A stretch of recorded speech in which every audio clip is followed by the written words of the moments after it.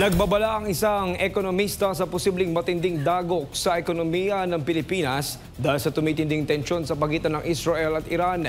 Ayon sa kanya, maaari itong magdulot ng pagsirit sa presyo ng produktong petrolyo na dagdag pasanin sa maraming Pilipino. Si MJ Mondejar magbabalita.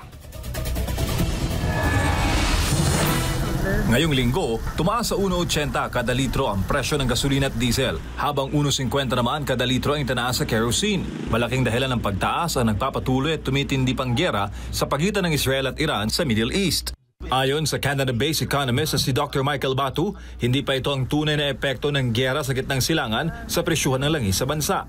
Ngayon, Admar, lumalaro ito sa 75-76 So, inaasahan sa mga darating na araw, papalo ito ng 80.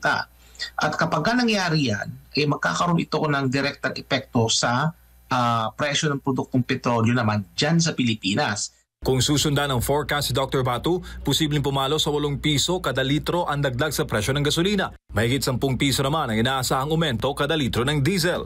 Oras nga na tumaas ang presyo ng petrolyo, tiyak ang domino effect nito sa ekonomiya na magdudulot ng pagtaas ng pamasahe. Pagmahal ng mga bilihin na tiyak makakaapekto sa serbisyo publiko. Ang langis, inaangkat natin yan. No?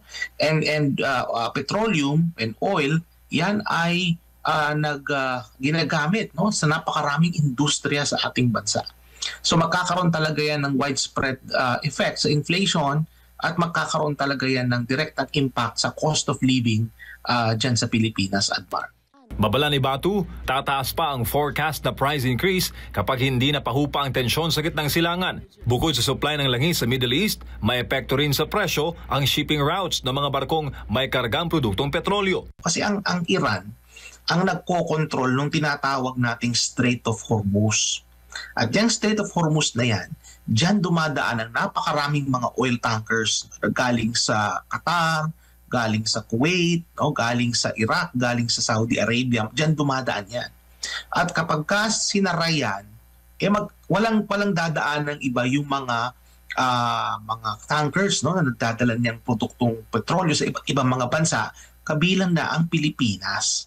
Panawagan ngayon ni Dr. Batu sa gobyerno, iwan muna ang politika at maghandaan ang mas malawak na epekto ng gyera sa gitnang silangan sa ekonomiya ng Pilipinas. Para sa Diyos sa Pilipinas kung mahal, MJ Mondejar, SMNI News.